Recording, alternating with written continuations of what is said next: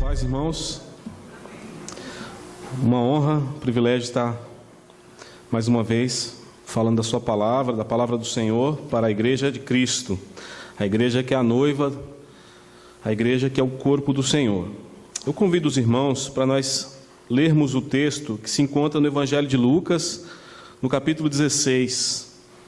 Nós iremos ler do versículo 19 ao 31. Evangelho segundo escreveu Lucas.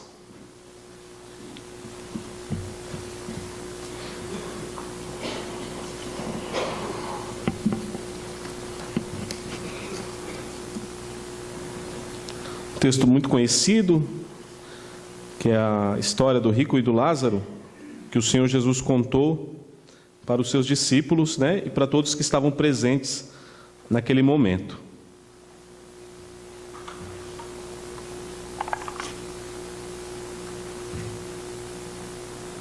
Então vamos fazer a leitura.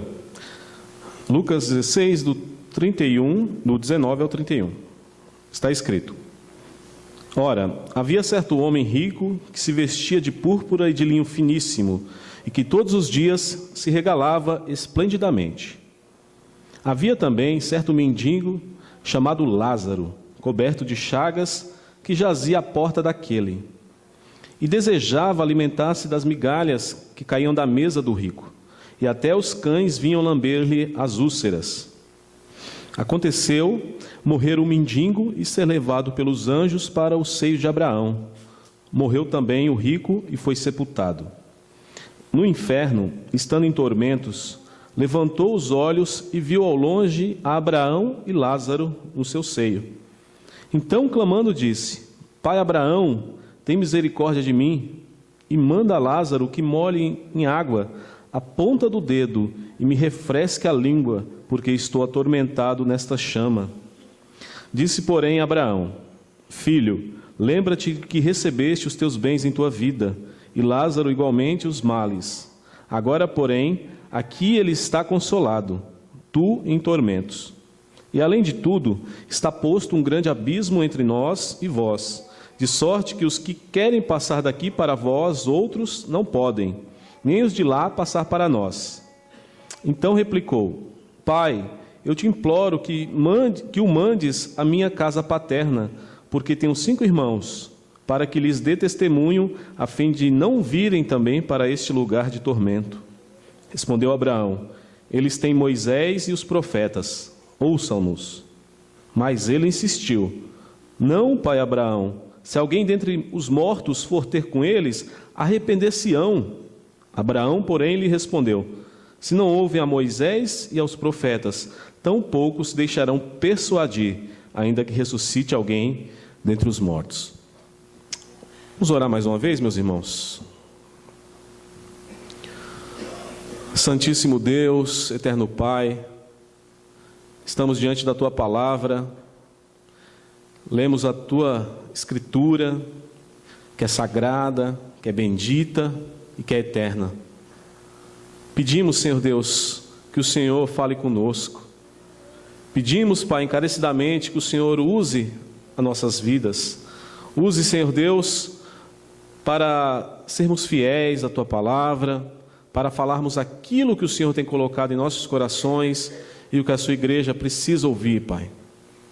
Nos colocamos diante da Tua poderosa mão, sabendo, Deus, que o Senhor é aquele que elege, mas o Senhor também é aquele que julga e julga com justiça. Que o Senhor tenha misericórdia de nós e nos abençoe. É o que te pedimos nesse momento, no nome santo de Jesus Cristo, nosso Senhor. Amém. Meus irmãos, na quarta-feira passada nós fizemos um estudo aqui na nossa igreja, no culto de doutrina, sobre o papel de Deus nas tragédias. Uma vez que nós tivemos aí essa tragédia com a equipe da Chapecoense, e sempre que acontece algo dessa forma, algum evento na história que morre muitas pessoas, como por exemplo o terremoto no Japão, o tsunami na Ásia, sempre que ocorre algo dessa magnitude, as pessoas elas começam a se comover e pensar e refletir mais sobre a morte, sobre o papel de Deus em tudo isso, como elas devem encarar esses momentos de dor, de sofrimento. Então, sempre que acontece algo assim, as pessoas começam a refletir mais sobre a morte. Então, diante de tudo isso, trouxe algumas questões aqui para nós trabalharmos e que esse texto ele vem ao encontro das nossas dúvidas. O texto ele vem nos orientar, né? Porque foi o próprio Senhor Jesus que deu esse ensinamento. E aí as perguntas são essas: o que acontece depois da morte? Para onde vão as almas? Nós sabemos que o corpo, né, ele vai para o pó da terra, mas as almas vão para onde? Existe uma vida após a morte? Ou morreu, acabou? Todos serão salvos ou haverá um julgamento? Então são perguntas que acho que quase todas as pessoas se fazem no dia a dia. E muito tem se falado sobre isso. Muitas são as questões sobre o além-vida, né? O que acontece após a morte. As pessoas têm muitas dúvidas sobre o que acontece depois que se fecham os olhos nessa realidade. Muitas dúvidas, as pessoas não conhecem a verdade. As inúmeras religiões mundiais, e segundo o censo que eu consultei, tem mais de 10 mil religiões, eles procuram dar alguma resposta sobre essas questões espirituais, né? Essas questões que transcendem a nossa realidade, tentando desesperadamente oferecer algum consolo à humanidade perdida. As religiões elas têm essa função de tentar oferecer alguma forma de consolar o coração do homem perdido. Religarem, né? Tentar religar o homem com Deus. É curioso que a grande maioria dessas religiões oferece um caminho onde o homem pode alcançar uma salvação ou uma iluminação espiritual com seus próprios esforços. A partir dele mesmo, ele tira a força dele e ele consegue achar o caminho. É o que dizem as religiões. Elas, em sua maioria, descartam a ideia de inferno. A ideia de inferno é agressiva. Ela ofende o ser humano, ofende o homem. Então as religiões elas procuram não falar de inferno, onde as almas dos perversos, né, sofrerão eternamente, e todas elas, com exceção do cristianismo, negam o fundamental, exclusivo sacrifício e mediação de Jesus Cristo, como a única forma de se chegar a Deus e de ter seus pecados perdoados. Todas elas rejeitam essa ideia de que é necessário um Salvador, de que é necessário a mediação de Jesus para você chegar a Deus. Nós lemos aqui em João 14,6, que diz que Jesus, Ele mesmo disse: eu sou o caminho, a verdade e a vida, e ninguém vem ao Pai senão por mim.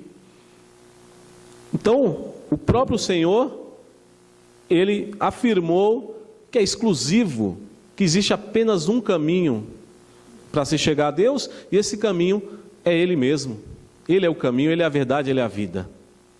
Então, ou todos estão errados, né? Ou a gente tem um impasse aqui. Então não tem como você crer no cristianismo, crer em Jesus Cristo, na sua palavra, e ter uma forma de pensar ecumênica, no sentido de que as outras religiões também se pode chegar a Deus. O cristianismo é exclusivo.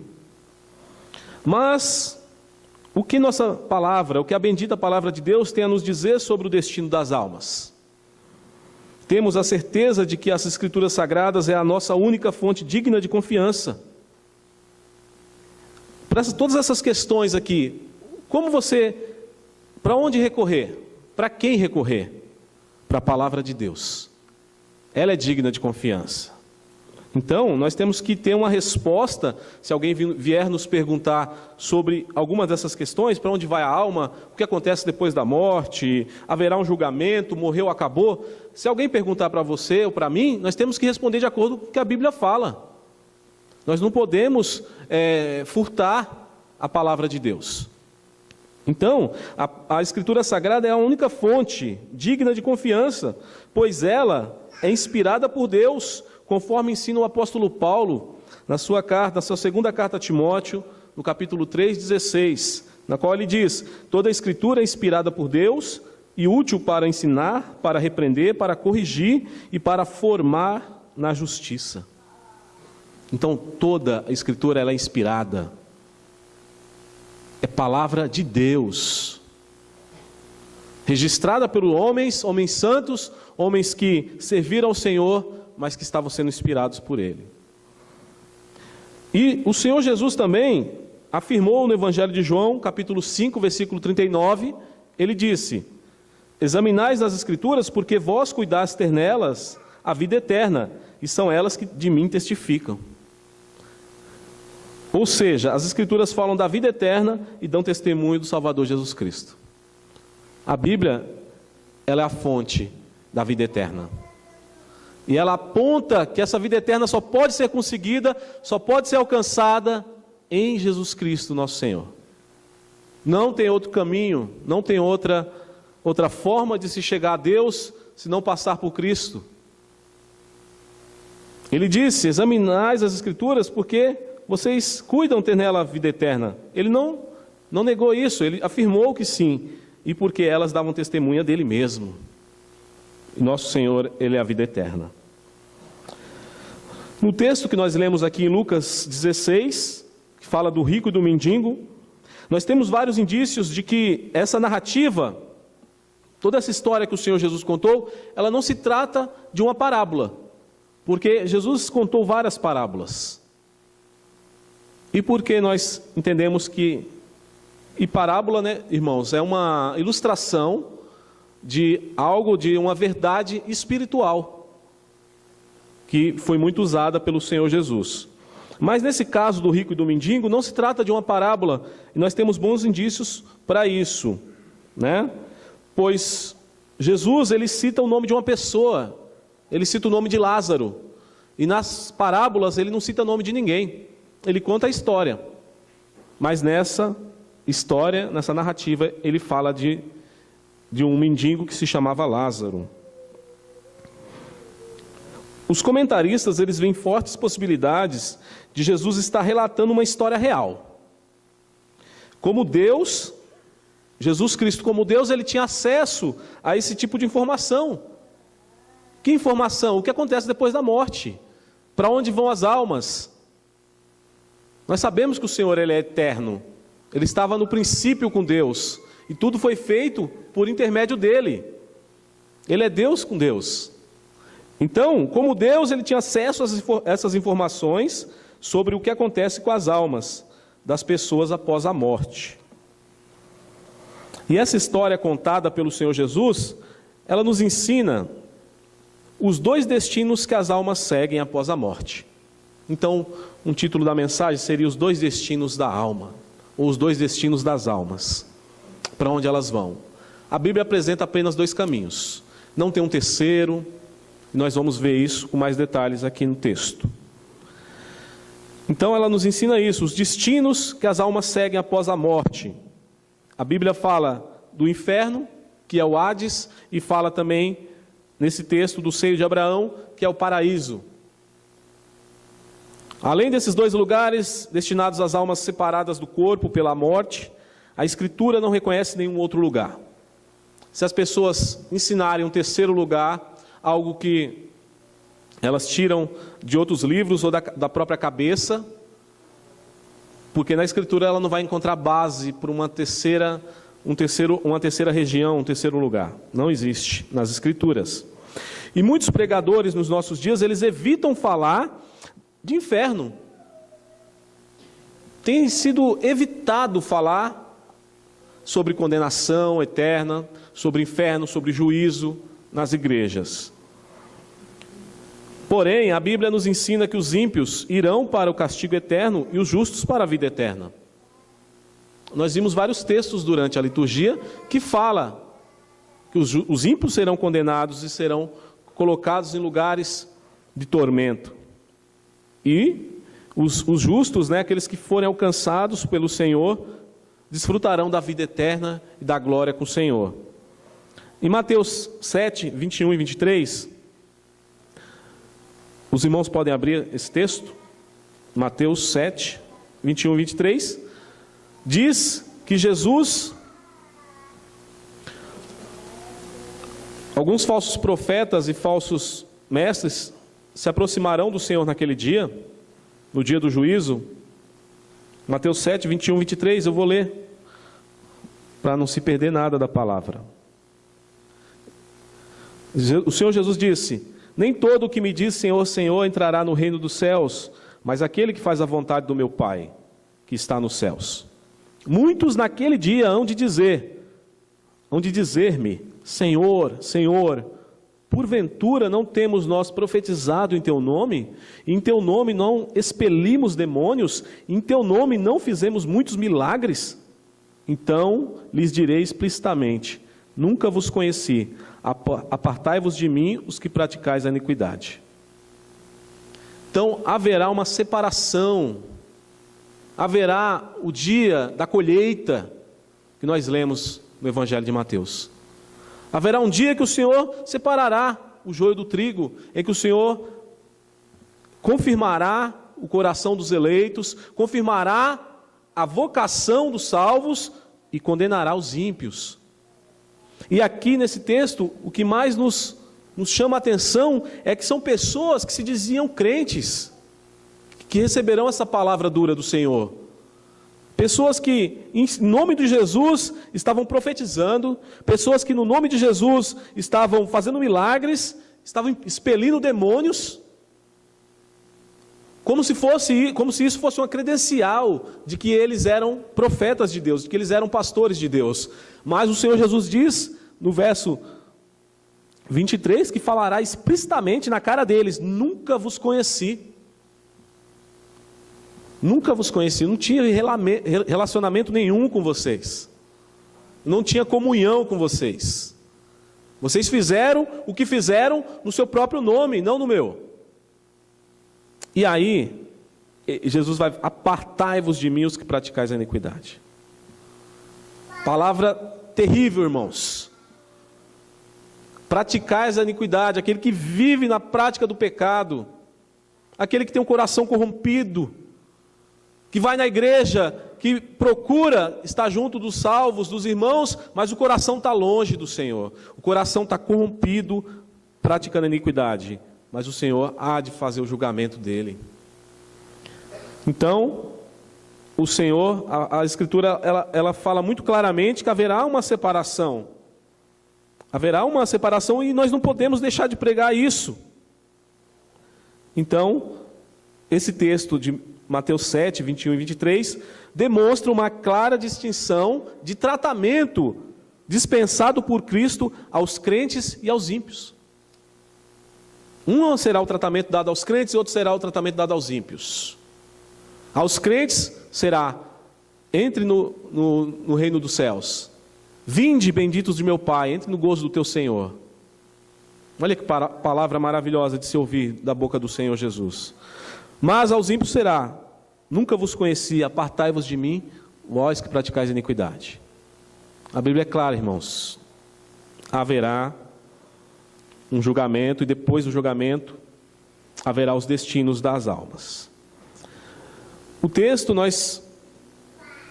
que nós lemos, nós vamos dividir em 3 partes, né? A primeira, do verso 19 ao 21, que mostra a forma que o rico vivia e a forma que o mendigo estava vivendo, né? O rico vivendo em ostentação e o mendigo vivendo na mais completa miséria. É uma controvérsia aqui, né?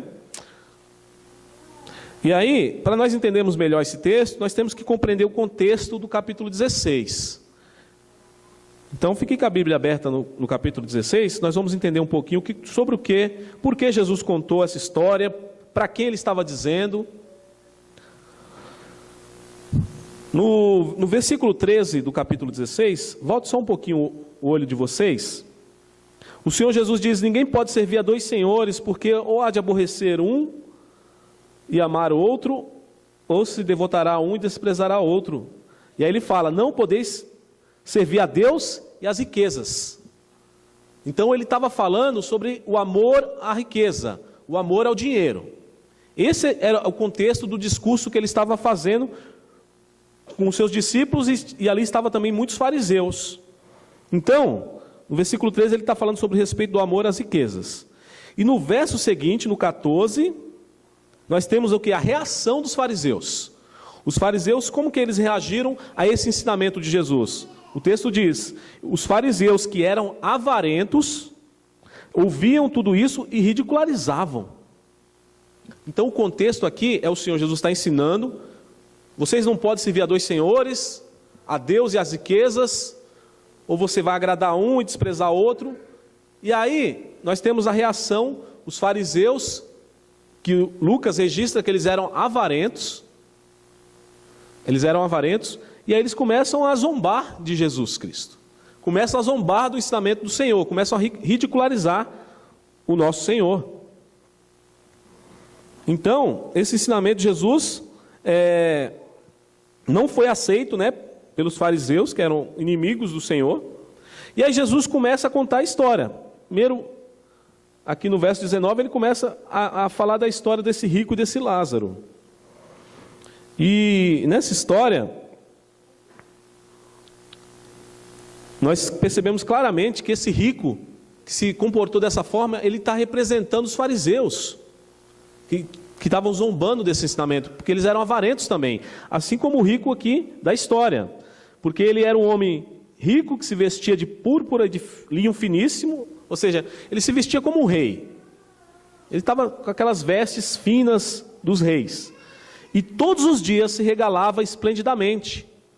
Havia também certo mendigo chamado Lázaro, coberto de chagas, cheio de doenças, o oposto, né? Um tendo muita fartura, o outro tendo só miséria. E diz que o Lázaro ele desejava alimentar-se das migalhas que caíam da mesa do rico, e os cães vinham lamber-lhe as úlceras. Então é um contexto horroroso. E esse Lázaro ele ficava no portão, né? Ficava na porta desse rico. E nós vamos ver que ele foi colocado ali, ele talvez nem podia andar por causa da sua condição de enfermidade.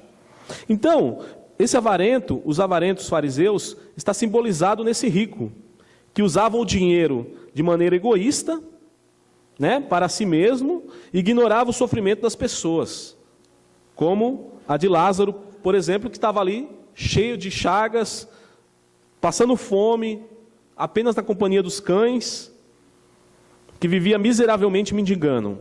Tinha doenças, né? Havia sido posto ali, como eu disse, demonstrando que não podia nem caminhar. Não podia nem caminhar, tanto é que colocaram ele na porta desse rico. Curioso que o nome Lázaro, irmãos, significa Deus tem socorrido. Deus tem socorrido. Isso é uma indicação de que esse mendigo, como com todos os seus problemas, tinha depositado sua segurança, a sua confiança em Deus. Em Deus. Nós vamos ver isso depois, após a morte, que ele vai receber o auxílio do Senhor. O rico tinha diante de si uma grande oportunidade para ajudar esse miserável. Ele tinha muito, então não custava ali nada ajudá-lo. E o homem estava ali, na porta da sua porta. Ele teve a oportunidade de demonstrar piedade, pois sempre que passava pelo portão da sua casa, ele via a miséria de Lázaro. Mas seu coração mesquinho e perverso ignorava o estado deplorável daquele homem.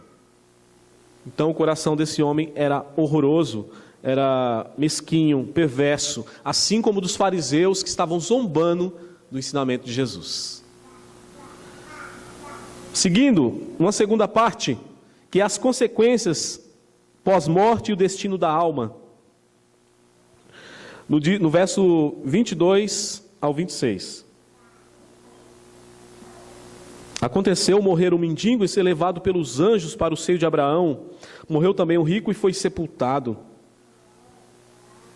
Então, aqui nós vemos aquilo que acontece, né, com todos os seres humanos, quer sejam ricos ou pobres, quer sejam ímpios ou justos. E o que eles têm em comum? Ambos um dia morrerão. Todos provarão da morte. Todos.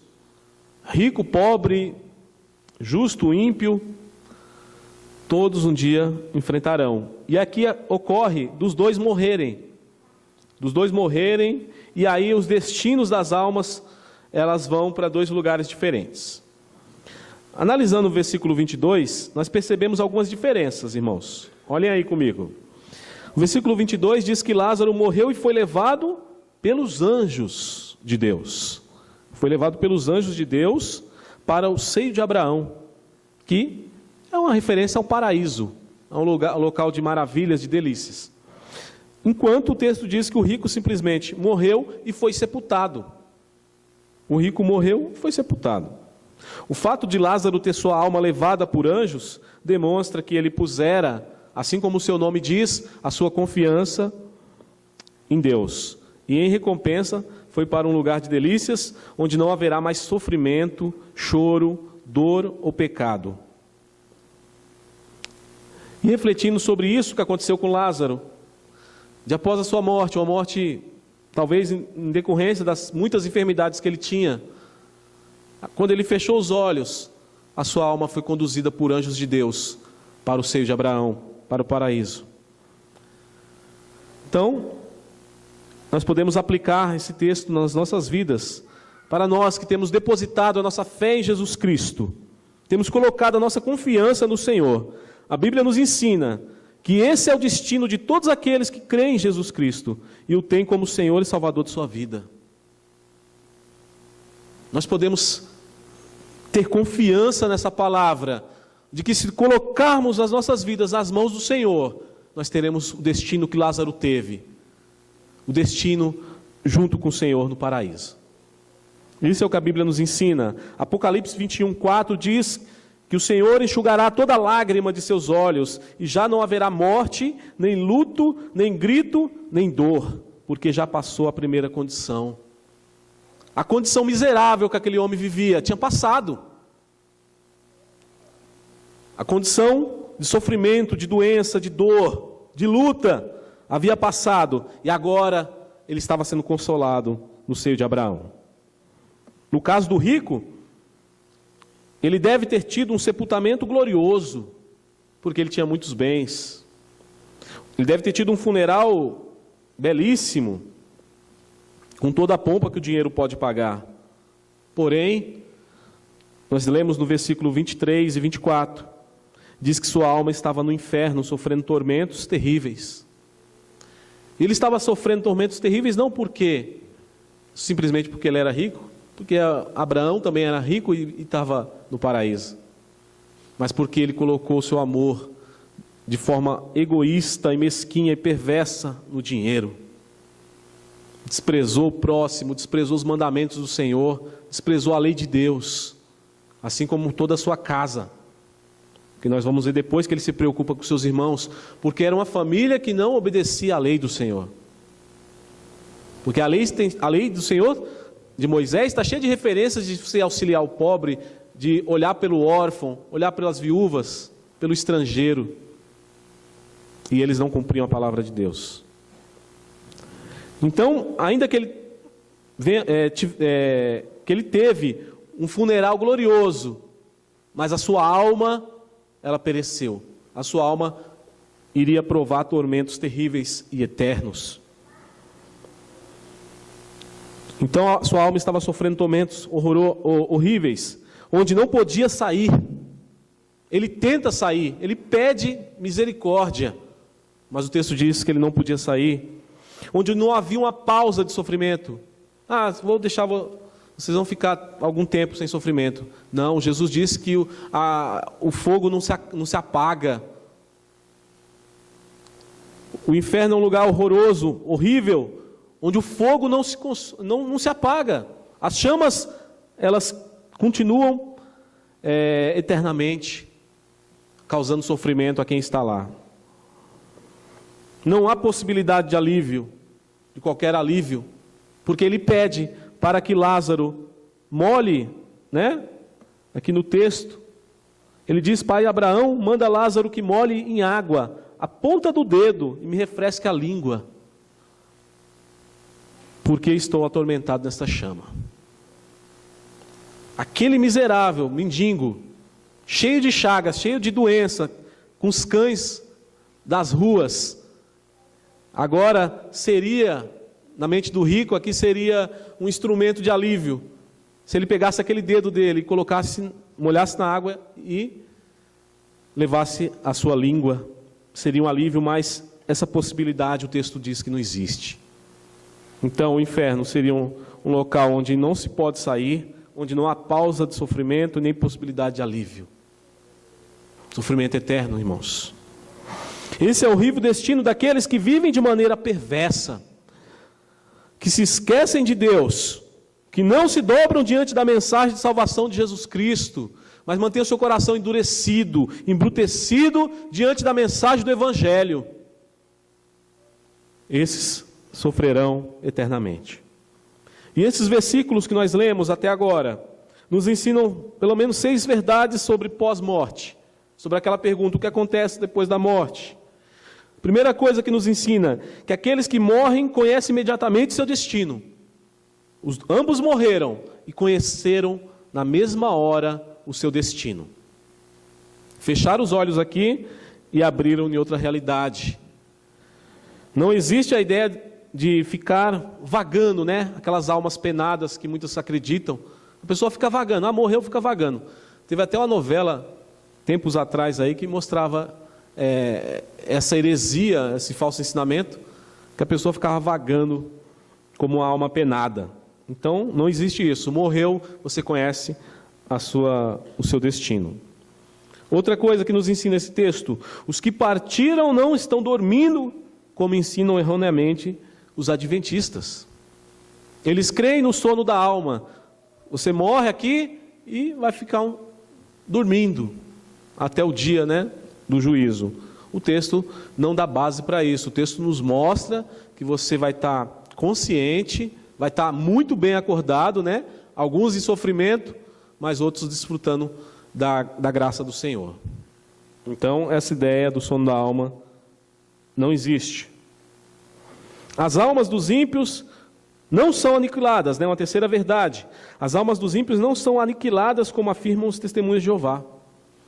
Eles ensinam que quando o ímpio morre, no caso o ímpio, quando o ímpio morre, Deus aniquila a sua alma, Deus destrói a sua alma, negando assim o sofrimento, negando assim os tormentos do inferno e o juízo de Deus. O juízo de Deus seria deixar a sua alma desistir. O texto não diz nada disso. O texto não diz isso. Essa doutrina é chamada de aniquilacionismo, na qual Deus aniquilaria as almas dos ímpios após a morte. Não existe. As Escrituras dizem que haverá um castigo eterno. Nós vimos vários textos que falam do castigo eterno. Quarto, alguns serão salvos e outros ficarão eternamente em tormentos. É aquela separação que o Senhor vai fazer. Aquele dia que Ele colocará alguns na sua direita, outros na sua esquerda. E os que estiverem à sua esquerda irão para o tormento eterno, mas os que estiverem à sua direita, para a vida eterna. Quinto, não existe uma segunda chance para escapar do inferno. Como, por exemplo, ensina a Igreja Romana, de que há um purgatório, há uma chance ainda após a morte de você tentar purgar os seus pecados e depois você ser aceito no paraíso. Essa ideia não é bíblica. Essa ideia é uma ideia humanista de tentar dar algum consolo para as pessoas que morreram em pecado. O texto não ensina isso. Diz que após a morte vem o juízo. E sexta, não existe reencarnação, como ensina o Espiritismo. Que morreu, você vai reencarnar em outro corpo e assim sucessivamente, inúmeras vezes. O texto também não dá base para a ideia de reencarnação. Hebreus 9, 27, eu gostaria que os irmãos abrissem. É um versículo chave para entendermos o que acontece após morte. O autor aos Hebreus, ele ele diz no capítulo 9, versículo 27. Gravem esse texto. É um texto que nos traz esclarecimento.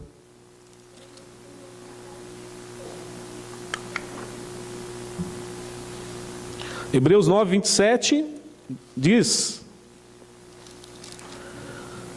e assim como ao homem está ordenado morrerem uma só vez, vindo depois disso o juízo. E assim como aos homens está ordenado, Deus ordenou que os homens morressem uma só vez, depois disso encarariam o seu juízo severo, o juízo de Deus. Então as Escrituras, elas nos cercam dessa mensagem de que haverá um juízo, sim, de que haverá um julgamento, sim, e de que Deus acertará as contas com aqueles que não o buscam, que não o servem.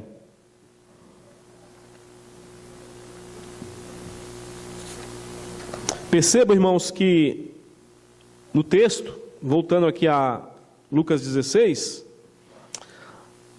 Abraão, ele responde a esse rico quando ele pede misericórdia, ele pede que tenha algum tipo de alívio. E Abraão responde até de maneira amigável e terna com ele, chamando-o de filho, mas isso não altera o fato de haver uma barreira separando os dois lugares, de modo que é impossível reverter a situação. Abraão fala: filho, não podemos passar para aí, nem você passar para cá, isso é impossível. Não tem como, não existe a possibilidade de contato. E aí nós podemos fazer uma aplicação dessa parte, que nós devemos pegar para nossas vidas. Devemos fazer de tudo para vivermos para a glória de Deus, agora. Agora. O amanhã pode não mais existir para você. Você pode fechar os olhos agora, e o que se seguirá é o julgamento de Deus. Então, essa mensagem que o Senhor Jesus trouxe em Lucas 16 nos faz refletir o que é que nós temos feito das nossas vidas. De que forma nós temos vivido? Será que nós temos vivido para a glória de Deus ou para nós mesmos? Será que nós temos pensado no julgamento do Senhor? Será que nós temos pensado no juízo de Deus? Eu dou graças a Deus pelo texto de Romanos 8, versículo 1, que diz que aquele que está em Cristo, nenhuma condenação há para os que estão em Cristo Jesus, que não andam segundo a carne, mas segundo o Espírito. Jesus, ele aplacou a ira de Deus que estava sobre nós. Nós devemos ser eternamente gratos ao Senhor por isso. E de uma forma de nós sermos eternamente gratos ao Senhor por isso é consagrar nossas vidas a Ele. É viver para Ele. É viver o Evangelho dEle. E muitas vezes nós acabamos vivendo de forma mesquinha, de forma egoísta, de maneira irreverente,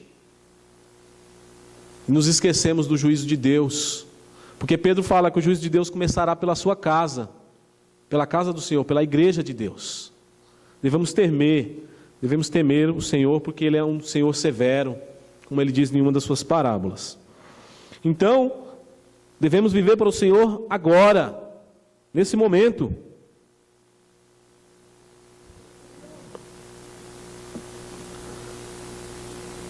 O rico estava desesperado em tormentos, sofrendo nas chamas do inferno, e ele pensa pela primeira vez em alguém que não seja ele. No texto, no versículo 27, diz que ele fala a Abraão: Pai, eu te imploro que o mandes, ou seja, que mande Lázaro à minha casa paterna, porque tenho 5 irmãos, para que lhes dê testemunho, a fim de não virem também para este lugar de tormento. Pela primeira vez ele pensa, no texto, ele pensa em alguém que não seja ele mesmo, mas mesmo assim é da sua família, pessoas da sua casa, seus irmãos. Então, nós não sabemos, se seu pedido foi sincero ou se ele não queria que seus irmãos viesse a se unir a ele e o culpasse pelo seu mau exemplo. Nós estamos aqui por sua causa, né? Você não deu exemplo. Não sabemos isso. O versículo 29, no versículo 29, Abraão diz que eles têm Moisés e os profetas, ouçam-nos. Então Abraão ele é bem direto, no sentido de que eles têm a palavra de Deus e o testemunho das Escrituras. Ouçam, temam, obedeçam. Não é o fato de vir alguém, né, mandar Lázaro lá e eles vão ouvir. Nós vemos aí, no versículo 29, que a resposta de Abraão é que a Escritura é mais eficaz que qualquer aparecimento desse tipo viria a ser. A Escritura é mais eficaz. Eles têm o Moisés e os profetas, que ele ouça. Então, o testemunho das Escrituras, que é a palavra de Deus, é o meio que Deus ordenou para que os homens fossem salvos. A pregação da palavra, a pregação fiel da palavra é o meio que Deus escolheu para que a salvação chegue aos homens. E não é de agora, é desde os tempos antigos. Então eles tinham as Escrituras, deveriam ter a responsabilidade de ouvir e de obedecer. No versículo 30, o rico insiste na ideia de que se alguém ressuscitasse dos mortos, os irmãos dele iriam crer. Ele insiste, veja o versículo 30. Mas ele insistiu: não, pai Abraão, se alguém dentre os mortos for ter com eles, arrepender-se-ão. Ele continuou com essa ideia. Se algum dos mortos ressuscitasse, no caso Lázaro, eles ouviriam e se arrependeriam. Mas quão equivocado estava esse homem? Quão equivocado estava ele? Porque nossa Bíblia, ela conta no outro evangelho, o evangelho de João, que certa vez um homem ressuscitou depois de 4 dias. E coincidentemente o nome desse homem era Lázaro, amigo de Jesus, amigo pessoal de Jesus. O texto diz que Jesus o amava. Ele tinha 2 irmãs, Marta e Maria, que moravam em Betânia, e Jesus sempre que passava por aquelas bandas se hospedava em sua casa. Então eram pessoas chegadas. E Lázaro veio a falecer. Ele ficou doente e mensageiros pediram para que Jesus fosse ter com o Lázaro que estava enfermo para que para que o curasse. E Jesus se demorou onde ele estava de propósito para que se cumprisse um grande milagre naqueles dias. E esse Lázaro, ele morreu, e quando Jesus chegou no local com seus discípulos, já estava tendo aquela choradeira, ele já estava morto de 4 dias. Jesus se atrasou. Então, 4 dias, já estava até cheirando mal, segundo o texto. A irmã dele fala: já cheira mal, Senhor, não incomode o mestre, ele já cheira mal, ou seja, já morreu, acabou. E coincidentemente, o Senhor, ele aparece e fala dessa história desse outro Lázaro aqui. Mas o que é interessante nós notarmos aqui? Porque esse homem estava errado, acreditando que se alguém dentre os mortos ressuscitasse e falasse do inferno, falasse do juízo, os irmãos dele se arrependeriam. Por que ele estava equivocado? Porque nos dias que o outro Lázaro morreu, Jesus o ressuscitou depois de 4 dias. E os irmãos podem conferir comigo no Evangelho de João, no capítulo 12, no verso 10. Evangelho de João 12, 10. Nós temos aí a reação dos fariseus diante desse grande milagre que Jesus efetuou, ressuscitando Lázaro depois de 4 dias. João 12, versículo 10. Eu vou ler o 9 também, para compreendermos melhor. Soube numerosa multidão dos judeus que Jesus estava ali, e lá foram não só por causa dele, mas também para verem Lázaro, porque a quem ele ressuscitara dentre os mortos. Foi um milagre grandioso, então a notícia se espalhou e as pessoas queriam ver, inclusive os fariseus. Mas, versículo 10, os principais sacerdotes resolveram matar também Lázaro, porque muitos dos judeus, por causa dele, voltaram crendo em Jesus. Então, o verso 10 mostra que as pessoas queriam matar Lázaro. Muitos estavam tendo plano de matar Lázaro, por causa que ele era um milagre vivo. E estava trazendo alguns judeus a pensarem sobre o ministério do Senhor Jesus, acreditar em Jesus. Então, o fato da pessoa ressuscitar dos mortos pode aqui, no caso de Lázaro, trazer sentimentos de homicidas, ao contrário do que acreditava o rico. Então, eles estavam decididos a destruir também Jesus Cristo. Além de matar Lázaro, o capítulo 11, versículo 47 até o 50, diz que, então os principais sacerdotes e os fariseus convocaram o sinédrio e disseram: que estamos fazendo, uma vez que este homem opera muitos sinais? Se o deixarmos assim, todos crerão nele. Depois virão os romanos e tomarão não só o nosso lugar, mas a própria nação. Caifás, porém, um dentre eles, sumo sacerdote naquele ano, advertiu-os dizendo: vós nada sabeis, nem considerai que vos convém que morra um só homem pelo povo e que não venha a perecer toda a nação. Eles estavam com planos de tirar a vida de Jesus e também de matar Lázaro, mesmo vendo o grande milagre que o Senhor Jesus tinha feito naqueles dias, ressuscitando Lázaro. Então, o rico estava totalmente equivocado nessa sua ideia. Então, irmãos, nesse texto, nós podemos aplicar em nossas vidas, na vida de todos que aqui estão. Se uma pessoa rejeita a mensagem da palavra de Deus, não será persuadida ainda que alguém volte dos mortos. Rejeitou a palavra de Deus, rejeitou o evangelho, ela não vai ser persuadida se presenciar alguma ressurreição. É o que o texto nos diz. E eu finalizo, irmãos, esse texto, pedindo que os irmãos abram pela última vez a palavra nesta noite, nesse sermão em Hebreus 3, versículo 7 e 8, que é uma palavra de advertência para todos nós. Hebreus 3, do 7 ao 8.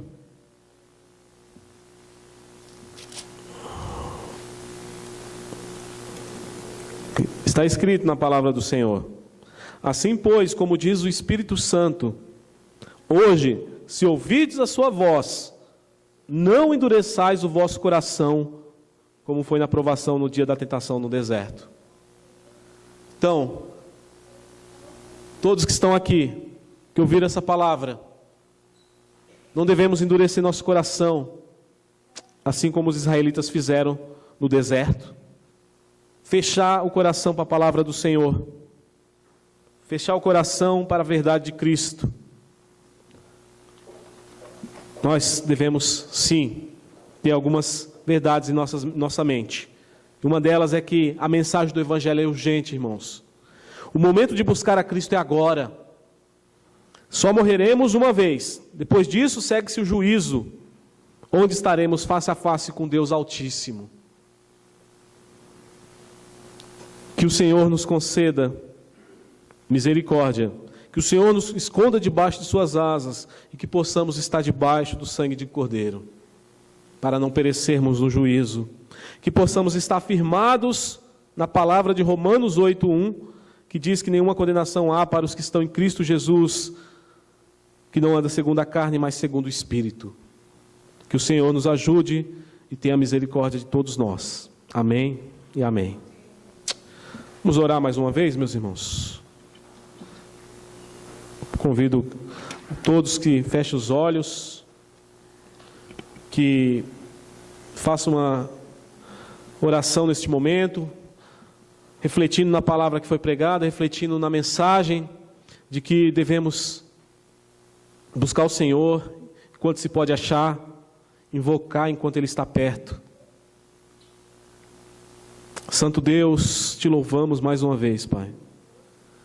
Nós aprendemos, Pai, a realidade do pós-morte, que existe apenas dois caminhos, dois destinos para as nossas almas. Existe a salvação eterna e o castigo eterno, Senhor. Não podemos negar isso, porque a Tua palavra assim o diz, e a Tua palavra é inspirada. Ó Senhor Deus, tenha misericórdia de nós. Nós Te louvamos porque fomos alcançados pelo Evangelho, porque passamos da morte para a vida, porque fomos, Senhor Deus, transportados do reino das trevas para o reino do Filho do Teu amor, e isso não tem preço, Pai. Obrigado, Senhor Deus, por livrar nossa alma do castigo eterno. Obrigado, Senhor Deus, por livrar, por aprumar os nossos pés no Evangelho da salvação, e nos dá força, Senhor Deus, a cada dia para seguirmos nesse caminho, que é Cristo Jesus, nosso Senhor. Que o Senhor seja com todos nós que aqui estamos. Se porventura, Senhor Deus, tem alguém aqui nesse lugar que está ouvindo o Evangelho pela primeira vez, ou que ainda não foi alcançado pelo Senhor, nós pedimos, Pai, que o Senhor trabalhe nesse coração, que o Senhor fale, convença, como a Tua palavra diz, que o Teu Espírito convence o homem do pecado, da justiça e do juízo. Oramos nesse sentido, Pai, que o Senhor seja glorificado por cada um que aqui está. Essa oração que nós fazemos, no bendito nome de Jesus, aquele que deu a sua vida para que possamos estar no seio de Abraão, para que possamos estar no paraíso do Senhor. Muito obrigado, Pai, por tudo que o Senhor tem feito em nossas vidas. Fortaleça nossos pés, fortaleça nosso coração, que possamos, meu Deus, ter humildade para ouvir e para praticar a Tua palavra. Seja conosco, Senhor. Em nome do Teu Filho que nós oramos. Amém. Irmãos, nós iremos agora.